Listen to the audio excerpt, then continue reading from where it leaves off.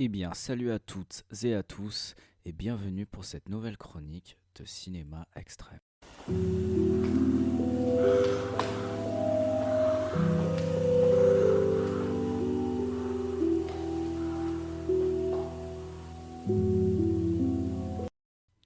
On se retrouve aujourd'hui du coup pour un format qui lui sera peut-être un peu spécial, même si, enfin voilà, ça reste quand même une chronique. Alors vous allez voir pourquoi c'est un format un peu plus spécial. C'est qu'en fait, en gros, dans les chroniques, en gros, je fais l'introduction, la partie narrative et ensuite ma conclusion. Mais une fois que je parle de la partie narrative, c'est qu'il y a une histoire, voilà, à la base. Ce qui veut dire qu'en gros, c'est que ce film-là n'a pas d'histoire. Voilà, il n'y a pas de trame narrative, il n'y a aucune histoire. Tout ce qu'on va voir ne se suit pas. Tout ce dont je vais vous parler plutôt ne se suit pas. Donc en gros, voilà, il n'y a pas de trame narrative à faire. Donc en fait, en gros, là, ça va être un format peut-être un peu plus freestyle. J'ai pas de notes, en fait, voilà, pratiquement, je vous le dis. Parce qu'en fait, ça servait à rien que je prenne forcément des notes, à part noter, enfin voilà, ce que j'ai pu voir et ce que le film a proposé. Comment dire ouais, du coup, ce sera comme une partie freestyle. En fait, tout sera mélangé. Et en gros, je ferai presque ma conclusion quand même à la fin. Mais voilà, je vais globalement quand même vous dire ce qui se passe dans ce film. Alors là, je prends une petite pause, mais du coup, en fait, comment vous dire. Alors, je peux vous dire que ce film, j'ai longuement attendu avant de le voir. Au moins, bon, ouais, longuement, j'abuse peut-être un peu, mais au moins 3 ans peut-être à peu près.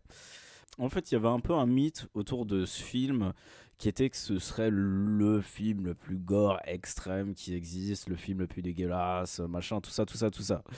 Et donc en fait, il y avait ce mythe-là, et en fait, j'en ai presque généré, alors entre guillemets et entre parenthèses, un fantasme de le voir. Je me suis dit, mais mon Dieu, mais ça va être horrible et tout, et vraiment, je me suis dit, ok, là sera l'apogée, et en fait, bon voilà, je vous fais pas de dessin ou quoi, mais enfin, c'est le fait de ne pas voir ce film m'a motivé en fait à parler de cinéma extrême, et en gros, je me suis dit que tout ce que je verrais serait une préparation à Fubar. Et c'est aussi en fait en partie que j'ai commencé à faire des chroniques en fait pour ce genre de film aussi. Voilà. Alors, c'est vrai que je l'ai longuement teasé et après l'avoir vu, alors je vais pas dire ma conclusion maintenant. En gros, en fait, Fubar, c'est un film qui est sorti le 1er janvier 2014. Alors, je pense que c'est une date fictive. Je pense pas vraiment qu'il soit sorti cette date-là et cette année-là. Je pense que, alors peut-être c'est le 1er janvier qui me fait dire ça, mais c'est vrai qu'on n'a pas vraiment d'informations en fait sur le film plus que ça. Et vous allez aussi peut-être comprendre pourquoi. Et en fait, on n'a vraiment pas d'informations. Et voilà, pour moi, c'est une date un petit peu aléatoire. Probablement qui est sorti en 2014, le film. Mais voilà, 1er janvier, je pense pas. Je pense vraiment que c'est une date aléatoire. Et puis voilà, enfin voilà, ça renforce le mythe. J'ai pas réussi à trouver forcément le nom du réalisateur. Sachez qu'il y a d'autres Fubar. Il y a un film Fubar avec Schwarzenegger, je crois. Et il y en a un autre où en gros, je crois que c'est deux mecs, je sais pas, d'un groupe de métal, je crois. Et c'est voilà, je crois que c'est un truc voilà avec sur la santé mentale et tout ça. Je crois que c'est un truc comme ça. Je l'ai pas vu. Il a l'air bien le synopsis d'ailleurs. Donc bon, il rentre pas dans l'extrême, je pense pas. Donc j'en parlerai pas. Mais enfin voilà, il y a d'autres Fubar. Donc en vrai, en général, quand je faisais mes recherches, en fait, les deux Fubar s'entremêlaient sur le Fubar qui m'intéressait en fait. Et donc du coup, j'avais pas forcément d'informations. Quoique, enfin, j'en ai eu une, mais bon, j'en parlerai un peu ultérieurement dès que je dirai ce qui se passe globalement. Après, je vais pas vous faire une trame genre en mode ok, tout ce qui se passe de A à Z pendant tout le film. Sachez que le film dure 1h29. Voilà, 1h29. Donc la durée, elle peut être un petit peu.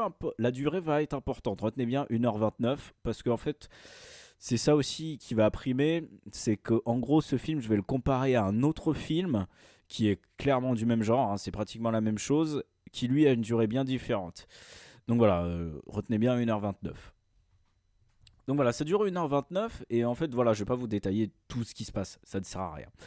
Mais quand même, je vais quand même au moins vous détailler quelques trucs voilà, qui me viennent en tête. Alors, comme j'ai dit, j'ai pas de notes et quelques trucs qui me viennent en tête de ce qui s'est passé. Alors, voilà, je vous le dis quand même, c'est choc, hein, voilà, c'est très très choc. Ouais, franchement, je dis pas que c'est l'apogée de ouais, pour moi, ouais, en fait, si, ça peut être l'apogée de pratiquement tout. En fait, c'est ça aussi qui est pareil, comme le film que je peux comparer, auquel je vais le comparer plus tard.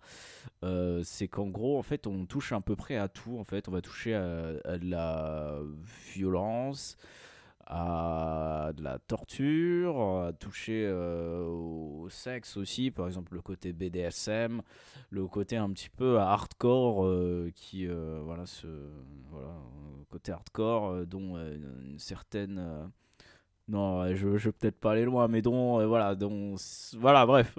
Non, comment dire, comment bien tourner ma phrase? Non, mais c'est juste voilà des pratiques assez extrêmes qu'on retrouve surtout voilà dans la pornographie japonaise, voilà. Et voilà, ça va toucher à la violence, au sexe, au suicide, voilà, et même au divertissement aussi, voilà. J'en viendrai peut-être après. Bah, en vrai, le divertissement, je vais en parler en fait. Quand je dis divertissement, en fait, c'est le côté avec les matadors, en fait. Ouais, je crois que c'est ça, les matadors avec les taureaux et tout, machin. Enfin voilà, il y aura des trucs comme ça, comme on peut voir par exemple aussi dans les faces à la mort. Voilà, comme on peut voir aussi dans les faces à la mort, où par exemple c'est des cascadeurs qui meurent et tout. Je crois que j'en ai parlé déjà un petit peu des faces à la mort lors des précédentes chroniques. Donc ouais, voilà, il y aura du divertissement, de l'exécution, tout ça. Enfin voilà, voilà, on va toucher en fait à peu près à tout, et ce qui fait qu'en fait au final on ne peut pas en sortir forcément de marbre sur tout. Voilà. Donc, comment dire donc c'est vrai, ouais, on peut pas sortir de marbre sur à peu près tout, mais pourtant, moi, de mon point de vue personnel, en tout cas, voilà, en fonction. Enfin, je parlais un peu de mon visionnage et de mes 1h29 que j'ai passé à regarder ce film. Il y a des moments en fait où je me suis ennuyé parce qu'en fait c'était surtout en fait ce qui touchait bah, la sexualité en fait tout ça. Parce qu'en fait c'est des longs plans et en fait on comprend direct en fait ce qui va se passer et en fait voilà ça va être très très long. Voilà, au bout d'un moment en fait c'est un peu chiant. Et donc voilà, en fait, c'est surtout ça qui m'ennuyait en fait dans la chronique. Donc voilà, après, comme j'ai dit, on va toucher à tout. En fait, le but, ça va être de vous dégoûter et de vous traumatiser sur. Il y a de tout. Voilà, en fait, il y a de tout. Il y a littéralement de tout. Par exemple, si. Voilà, je vais sortir un peu des trucs de tête, mais par exemple, il y a une meuf qui mange ses matières fécales, par exemple. Il y a une meuf aussi, pareil, qui lèche le sexe de sa chienne. Oui, oui, oui, oui, sa chienne, genre chien, animal, chien, quoi. Il y a, par exemple aussi, ouais, ça par contre, c'est un passage qui m'a marqué. C'est, il y a un cadavre d'une femme sur un trottoir, en fait, voilà, sensiblement, enfin voilà, elle est ouverte derrière la tête. Je sais pas, on sait pas vraiment si elle s'est pris une balle. C'est ça aussi qui m'a pas mal marqué, c'est qu'en fait, on est hors contexte et en fait, on sait pas ce qui s'est passé avant. Et donc en fait, c'est juste des hommes, voilà, enfin comme par exemple s'il y a un cadavre au milieu de la route, eh ben, il y a des gens qui vont l'enlever. Voilà. Donc en gros, c'est ça. Et en fait, en gros, enfin, on comprend pas, on est complètement hors contexte quand on regarde ça. Et ouais, ça m'a marqué. Et surtout, en fait, c'est qu'à un moment, enfin, quand il tourne le cadavre et tout machin pour le nettoyer un petit peu, genre il y a la tête du cadavre qui repose un peu sur l'un des mecs, l'un des intervenants et tout. Et ça faisait comme si en fait, enfin, la personne dormait un peu. Enfin, je sais pas, moi, ça m'a un peu marqué. Et voilà, comme si la personne dormait, mais on sait pas dans quelles conditions elle est morte, mais c'est pas de bonnes conditions, quoi. Il y a aussi, pareil, dans le côté un peu BDSM, on a des aiguilles. Voilà, des aiguilles comme un film de Takashi Miike. Il y a des aiguilles. Et en fait, en gros, voilà, c'est du perçage de tétons, du perçage de lèvres et pas de la bouche. Voilà, et les autres lèvres. Et voilà, il y aura voilà, du perçage, recoudre aussi les lèvres et pas celle de la bouche non plus. Voilà, il y aura des trucs comme ça. Il y a un corps aussi qui se fait vider et remplir par des linges. Enfin, comme on peut voir, enfin, c'est pas le mot la taxidermie, mais bref, c'est ce que font les gens là, enfin ceux qui travaillent dans les métiers mortuaires. voilà, tu vides le cadavre pour qu'il soit plus présentable le jour de l'enterrement, de la veillée, tout ça, machin. Voilà. En gros, voilà, un corps qui se fait vider, tout ça, machin. Bref, il y a un petit détail, mais je vais peut-être pas trop le souligner, parce qu'en vrai, je vais pas trop. Je suis pas vraiment. Je ferai juste de l'interprétation, donc c'est pas terrible, terrible. Ah oui, aussi, oui, il y a un truc là, je viens de me rappeler comme ça. Je viens de me rappeler comme ça, il y a des passages de la Vomigore trilogie de Lucifer Valentine. Et quand j'ai vu ça, je fais oh, incroyable! Vraiment, j'avais l'impression limite, j'avais l'impression que c'était du fan service. C'était ouf. Genre un crossover et tout. Ouais, il y avait des passages de la Vomigore trilogie. On a des exécutions aussi. Où voilà, en général, c'est dans les pays de l'Est où voilà, je dirais pas forcément les noms, mais voilà, des exécutions, voilà, pour vol, tromperie, voilà, des tueries au nom de, voilà, tout ça. Dans des exécutions, on aura des démembrements aussi, pareil, voleurs aussi dans certains pays, tout ça, voilà. Et il y a aussi le clou du spectacle. Non, c'est peut-être pas. Non, c'est de mauvais goût. Il y a aussi un mec, par exemple, qui se met un clou dans son sexe aussi, voilà, tout simplement. Et il y a aussi. Ouais, il y a de la zoophilie. Et il y a, par exemple, une. Alors ça c'est une petite histoire. En fait en gros il y a une dame qui faisait de la zoophilie qui s'appelait Bodil Johansen. Elle a un Wikipédia et ça c'est fou. Et en gros en fait c'était une actrice voilà qui était dans le milieu pornographique et enfin voilà elle a été réputée en fait pour coucher avec des animaux. Et la scène elle est absolument horrible parce qu'en fait elle touche un cochon et vraiment elle touche un cochon et puis après genre elle fait un acte avec le cochon. C'est absolument horrible mais enfin voilà il y a que des trucs barrés comme ça. Voilà. Globalement, je vous ai expliqué à peu près ce qui s'est passé dans ce film. Ça dure 1h29, après je vous ai pas tout raconté, hein. Il y a bien bien d'autres trucs. Et du coup, en fait, voilà, je vous ai pas forcément parlé du format du film. En fait, on est plus ou moins sur ce qu'on appelle de la dark tape. La dark tape, en gros, ça va être des images successives, des plans, voilà, de choses diverses et variées. Voilà, par exemple, exécution, ça va être mélangé à du porno, tout ça, machin, tout ça, tout ça, tout ça. Et donc, en gros, ça va être toute une compilation, en fait, voilà, dark tape, mixtape, voilà. C'est une compilation, en fait, de choses gore sans arrêt en fait voilà c'est toute une continuité. Alors quand même c'est vrai que le film se permet des petites entr'actes parce qu'on a des petits passages d'Happy Tree Friends. Je sais pas si vous connaissez mais en gros voilà c'est des dessins animés avec des graphismes très très très très enfantins, vraiment des graphismes de dessins animés d'enfants de 4 ans, voilà. Et en fait c'est ultra gore en fait et enfin je regardais ça un petit peu à l'époque, je trouvais ça marrant et en fait c'est. Enfin, pour faire un comparatif, ça fait un peu itchy et scratchy un petit peu, mais ouais, ça fait un peu itchy et scratchy. En fait, ouais, c'est des petits animaux, enfin, comme les petits animaux de la forêt dans South Park, tout mignons, mais genre ils meurent dans des conditions atroces et tout. Mais franchement, en vrai, vous pouvez regarder, en vrai, c'est assez marrant. C'est trouvable sur YouTube, je pense même d'ailleurs. Mais ouais, il y avait des petits moments d'Happy Tree Friends, enfin, j'ai trouvé ça sympa. Et puis voilà, en fait, en gros, voilà, c'est de la dark tape, c'est des images continuelles de gore sur tout sujet presque confondu. Voilà, voilà.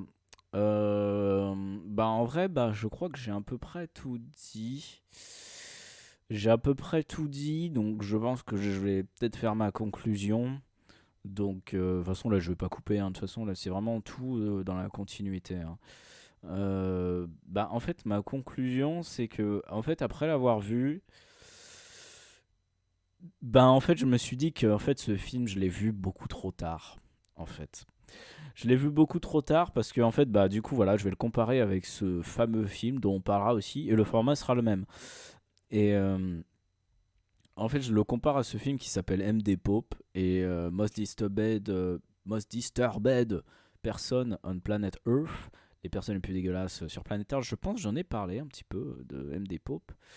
Et en fait, une fois que tu as vu MD Pope et que tu regardes Fubar, en fait, c'est sensiblement la même chose. Et c'est pour ça qu'en fait, je me suis dit, bah, je l'ai vu trop tard.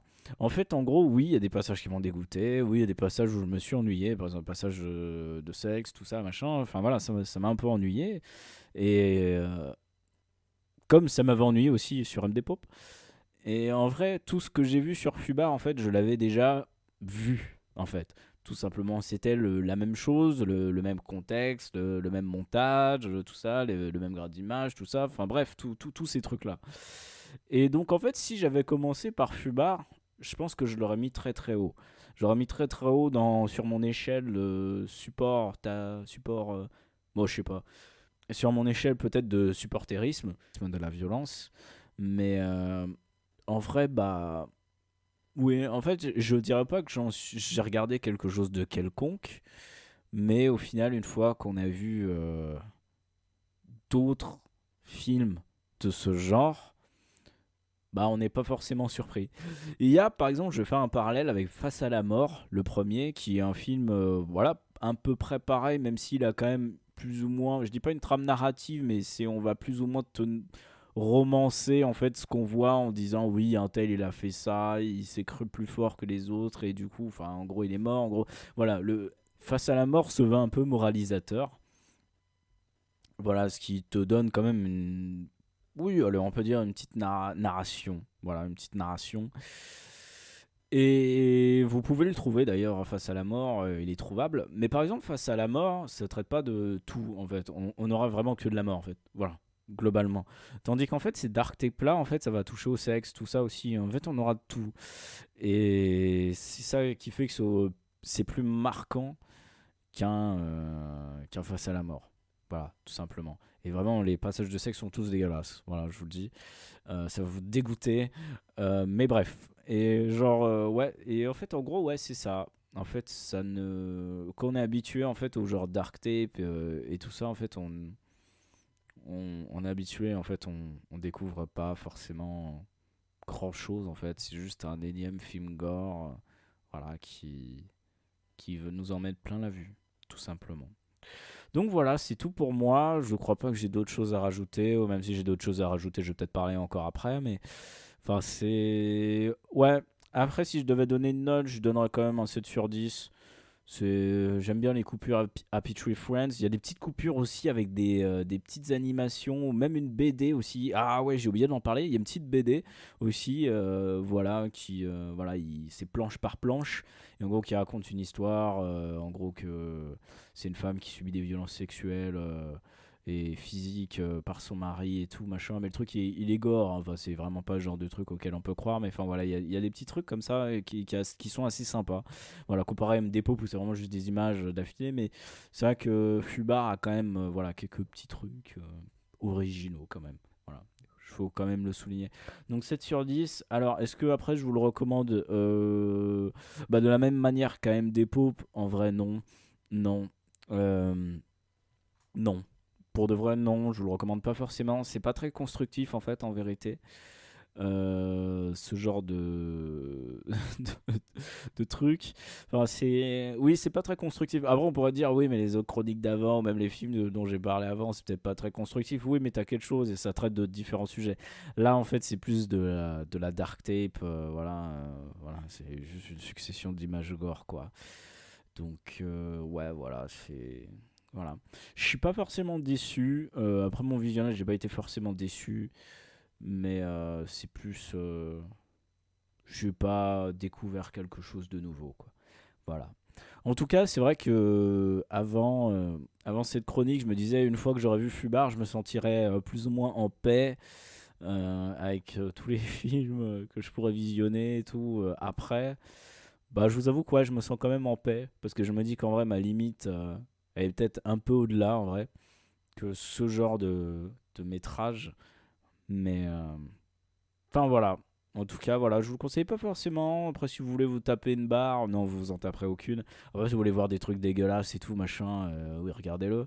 Après, ouais, ce que je veux dire aussi, c'est que, en fait, ce genre d'images sur les bons sites, vous pouvez les trouver. Et en fait, c'est ça aussi qui m'a un peu démystifié ce genre de film, ce genre aussi. C'est qu'en fait, en gros, on peut faire une compile de tout et ça fait un film, quoi. Voilà. En tout cas, c'était la, je ne sais même plus combien, je ne sais même plus c'est la numéro combien chronique, c'est peut-être la sixième ou septième, je sais plus, euh, de Cinéma Extrême. Enfin voilà, c'était la chronique de Cinéma Extrême. Du coup, pour la prochaine, je sais pas trop. Voilà, je sais pas trop de quoi je vais parler. Bah, j'avais dit, déjà, faut que je fasse sur Juvenile Crime. Et ensuite, après, je pense que je m'attaquerai bah, du coup à American Guinea Pig. Voilà. À la base, c'était ça qui était prévu, mais j'avais dit que si je trouvais Fubar, Fubar passera au premier plan. Et Fubar, j'ai trouvé Fubar et Fubar est passé au premier plan. En tout cas, portez-vous bien. Et puis, on se retrouve pour la prochaine chronique de cinéma extrême.